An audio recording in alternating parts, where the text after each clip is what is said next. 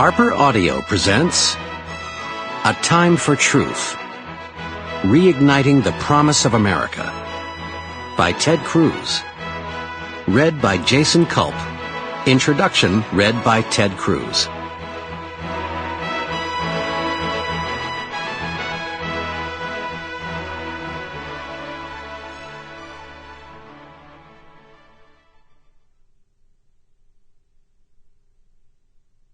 Introduction. Mendacity. Pandemonium ensued. There were angry glares, heated accusations. Red-faced name-calling echoed off the walls and vaulted ceilings in a room just off the main corridor of the U.S. Capitol. It was Tuesday, February 11th, 2014. Another lunch of the Senate Republicans. I'd been a regular part of those gatherings ever since I was elected to the U.S. Senate in 2012. Most, if not all, of the then 45 members of the Republican Conference usually attended. These were literally free lunches, after all, in some of the most beautiful rooms in the United States Capitol. On Tuesdays and Thursdays, we met in the Lyndon B. Johnson Room, an expansive chamber adorned with ceiling frescoes by the Italian artist Costantino Brumidi, a large gilded mirror, an opulent chandelier, and marble-paneled walls. On Wednesdays, we met in the Mike Mansfield Room, a wood-paneled rectangular conference room named for the late Senate Majority Leader from Montana. Typically, the party lunches were civil discussions, somewhat plotting, and occasionally instructive. On this day, however, civility was not on the menu.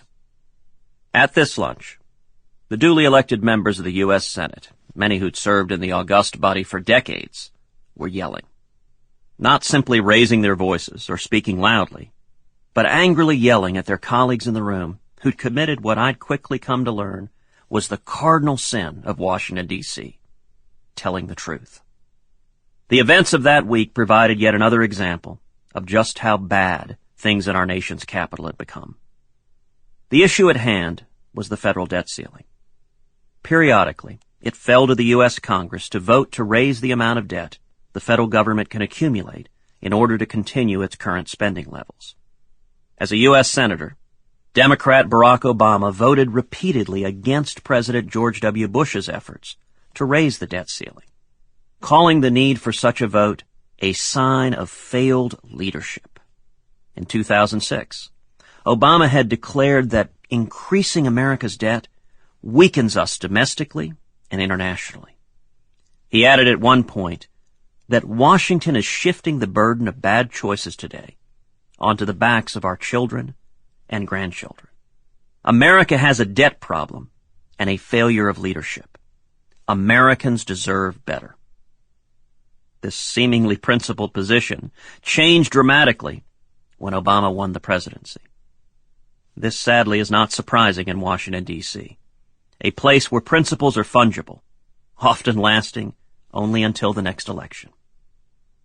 Not only did President Obama abandon Senator Obama's position on the debt, he made the situation far worse.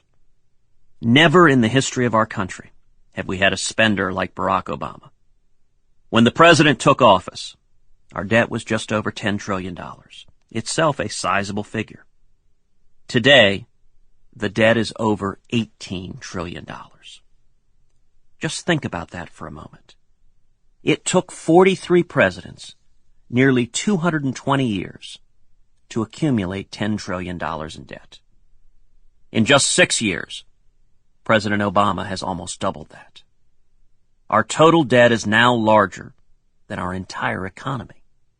Today, roughly 40 cents of every dollar that the federal government spends is borrowed money, which we will have to repay for years to come.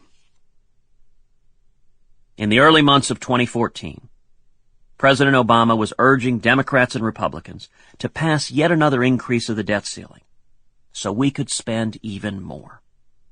The president was demanding from Congress what he called a clean bill. In the backwards parlance of Washington, the definition of clean was adding trillions more in debt without including any reforms to... Sample complete. Ready to continue?